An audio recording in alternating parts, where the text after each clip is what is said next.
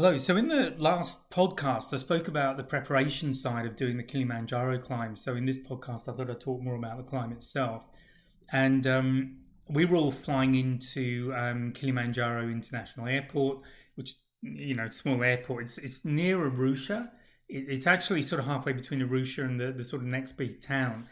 And my recollection there, given that we actually arrived around midnight, and I think it was first off the flight. I think it was in the front. It was not a massive aircraft, not a tiny one, but it was sort of small enough. And got down the steps and just stepped on the tarmac, and the officials there immediately wanted to see my yellow fever certificates. They weren't interested in passport or anything else at that point, just my yellow fever certificates. So they were pretty hot on that.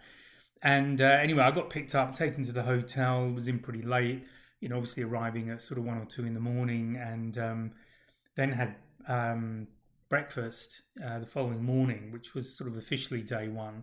And a few people had arrived the previous day, I think it was, and they'd been on safari and had then finished up. So we walked into Arusha. We weren't that far outside, and had lunch there, got a bit of money, and then kind of relaxed. There wasn't too much to do, but it was quite nice. I sort of did sort my kit out because I knew the following day we'd be heading off, and I wanted to sort out the stuff I'd be leaving behind at the hotel while I was doing the climb.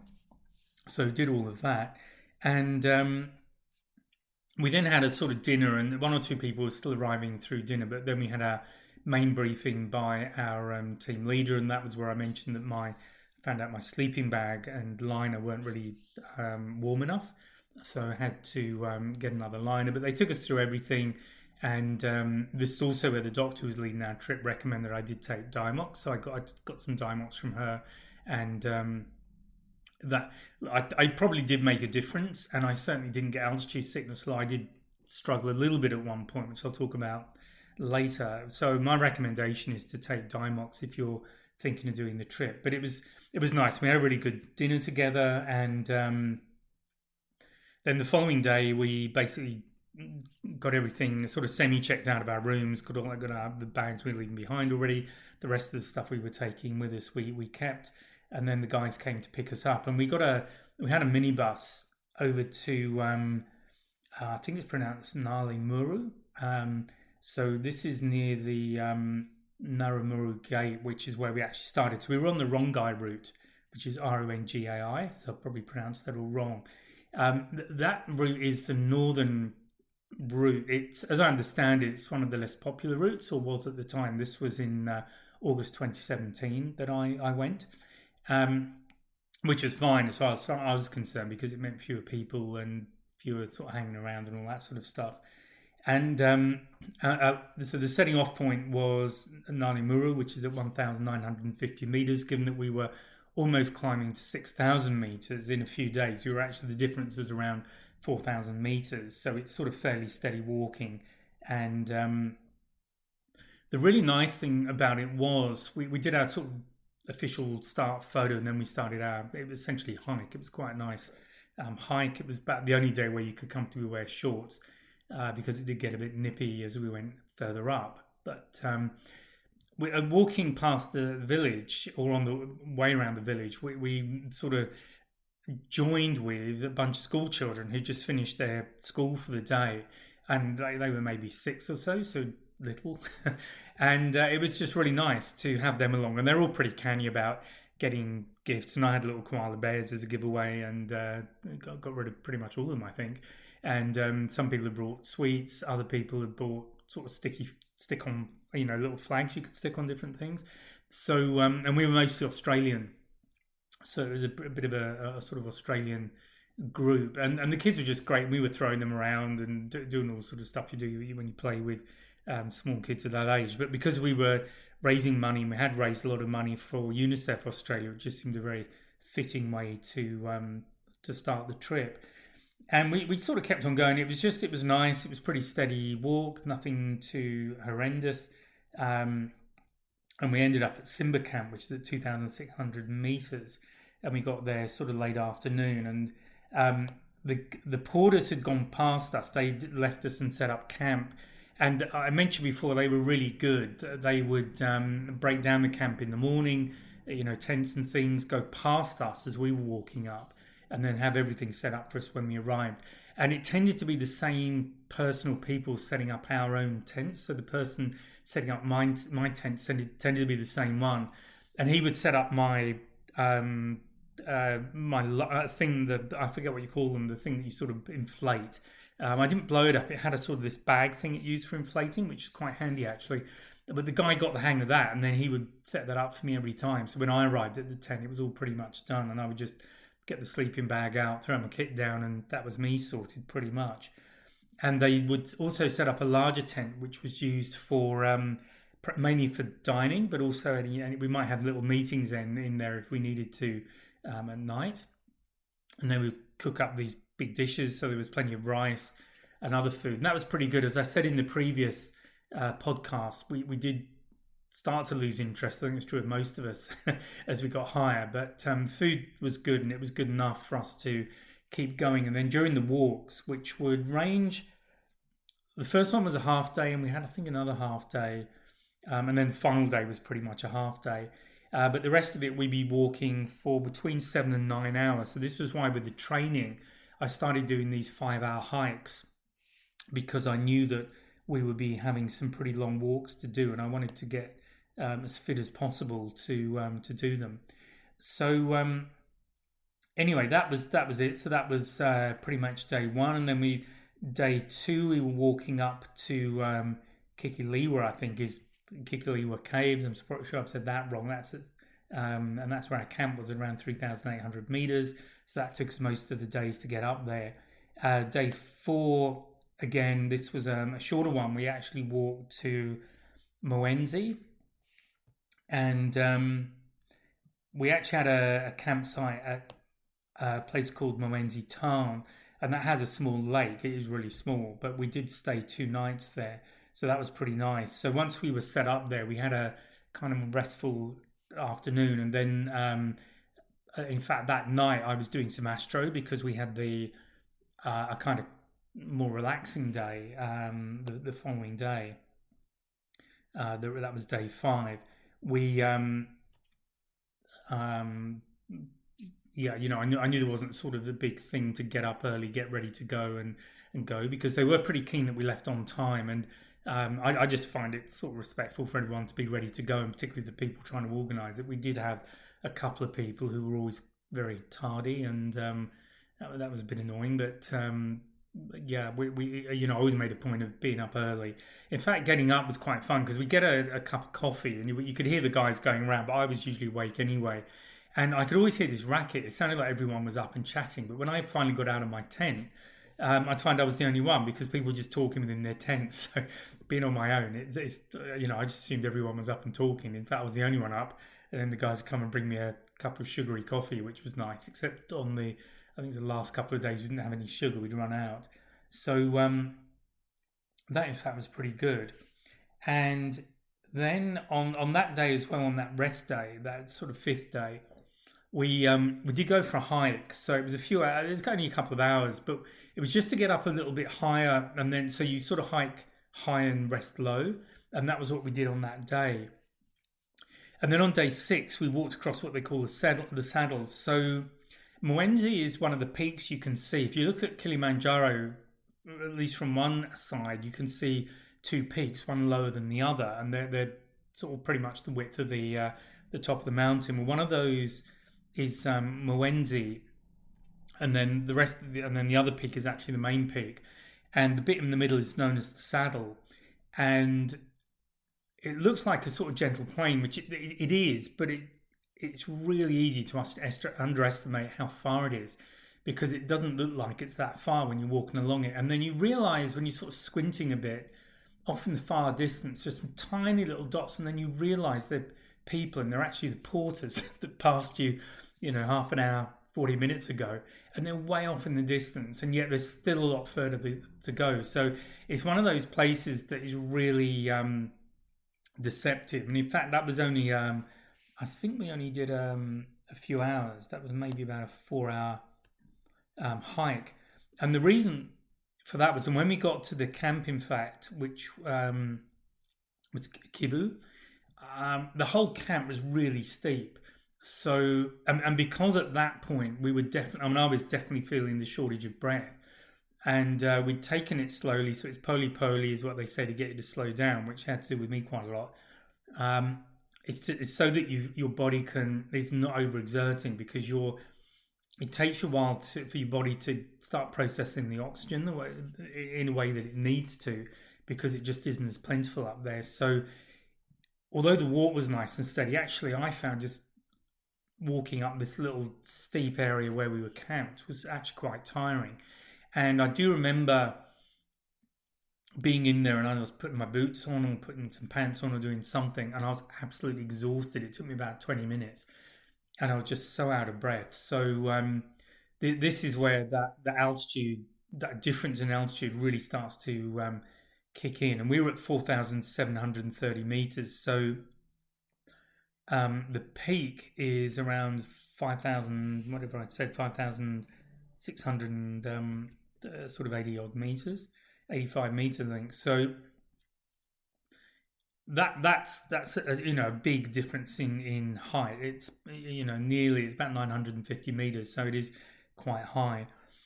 And the reason that we had a nice easy afternoon on day 6 was that we were actually starting our hike to the peak that night at about we were leaving at 11.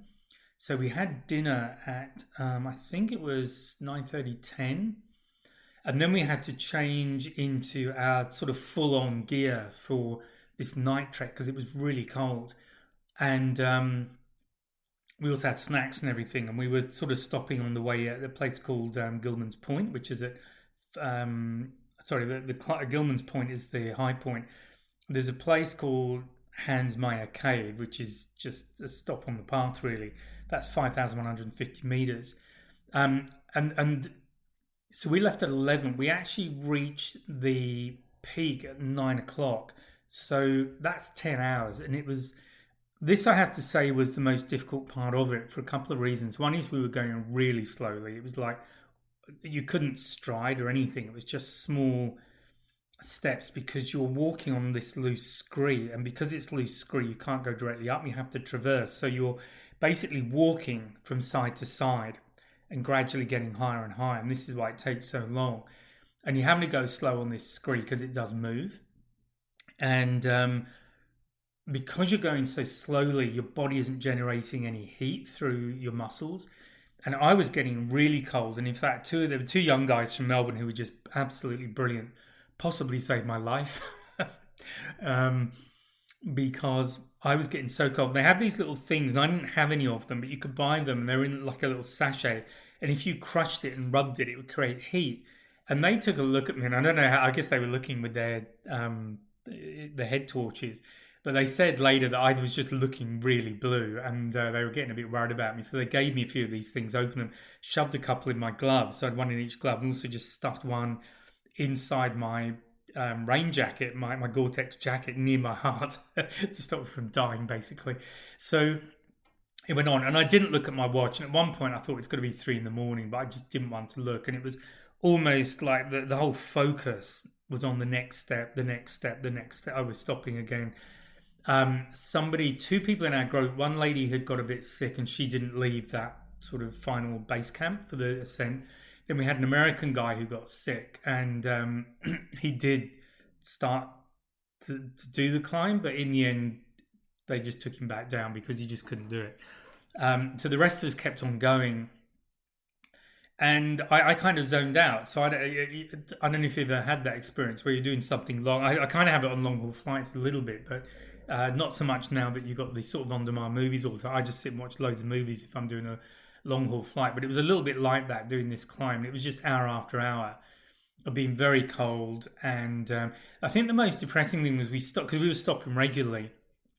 And we'd stopped. And I remember looking up and I could see these tiny little lights just way above us. And then there was some more sort of lower down. And a couple of groups had gone past us. They'd actually overtaken us. And that was the most difficult part. And then it was sort of, well, don't think about it, just sort of head down, do what you got to do. So there we are. And then finally, we could see the dawn that was starting, and we got to the sort of edge of the caldera itself, which is rocky actually. So that was where we were having to climb over rocks, which was sort of a bit tricky. And then we got up to this sort of gate on the top of the caldera, and that was by then the sun was up, but that was just really nice. And we were putting on sunscreen, having a bit of a breather. But it actually took us the best part of an hour to then walk around the edge of the caldera up to the final point. And I remember this last part, and I could see it, and I was just so tired, and my yeah, I was trying to get a steady rhythm going, and in the end, I just got rhythm in my head and start walking to it. And I ended up being the first one getting there, but there was another lady behind, and was talking to her afterwards, and she said she was feeling exhausted, and she saw I'd got a kind of rhythm going. She just followed me. so so yeah, I was feeling quite cocky about it actually because I was the oldest by 10 years. What was I? I was 56, so yeah, oldest by 10 years, and I was the first one to get up there, and that was great. And we did all do our photos, and there's a lot of people up there, and everyone's kind of polite, and you take it in turns to get your photograph at the big sign, and it was really cool as well. It was just finally after all those months of training to actually be up there and to have got to the top, because my biggest worry I think was that I wouldn't get to the top, and so that was a kind of a high point really, and it was sort of emotional, and then had the moment and then decided to get back to where I could actually breathe. So we then started going back, and then of course we got this long walk back to the edge of the caldera and climbing back down over the rocks. But after that, it was brilliant because with this scree slope, rather than walking, traversing, we just almost it was almost like skiing down it. You had to kind of look where you were going, but I was just letting myself go, and so it took us from 11 at night till about 9, so 10 hours to get to the peak. We were back in the camp by midday, so it was 3 hours or thereabouts going in the other direction, and that was massive. And then, of course, we had some dinner. We kind of got changed. We got ready to move on because we weren't staying. We were going down to a lower camp, and that was another 3 4 hour hike. Given that we just climbed up to the top and done this sort of massive climb.